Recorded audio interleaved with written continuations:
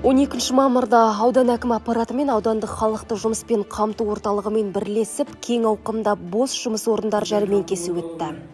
Аталған шараға аудан бойынша жұмыссыз азаматтар, аудандық прокуратура өкілдері, жеке сот орындаушылар мен алимент бойынша борышкерлер, аудандық пробация қызметінде есепте тұрғандар шақырылды.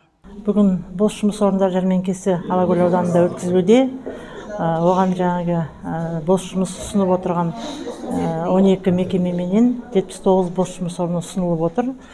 Сонымен қатар 3 оқу орны бүгінгі күні жұмыссыздарды оқытып, ары қарай жұмысқа орналастыру мақсатында 3 оқу орнына 70 адамды жіберу жоспарланған. Жәрмеңке өткізудің мақсаты жұмыс беруші мекемелер қажетті мамандар таңдауларына, ал жұмыс іздеушілерге жұмысқа орналасуларына, сұхбаттасып жүздесулеріне ықпал жасау. Жәрмеңкеге аудан көлемінде 19 мекемеден 79 бос жұмыс орындары бойынша сұраныстар келіп түсіп, сұраныс берген мекемелердің басшылары мен кадр мамандары қатысты. Бүгінгі күні ауданымызда жұмыспен қамту орталығымен бірлесіп, жаңағы үлкен шара бос жұмыс орны жәрмеңкесі өткізіліп жатыр.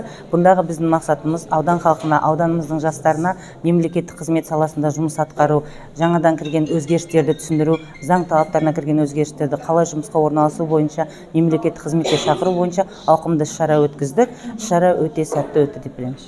Жәрмеңкеде бос жұмыс орындарымен қатар жұмысқа орналасу және мемлекеттік қолдау шараларына қатысу бағытында көптеген консультациялар берілді.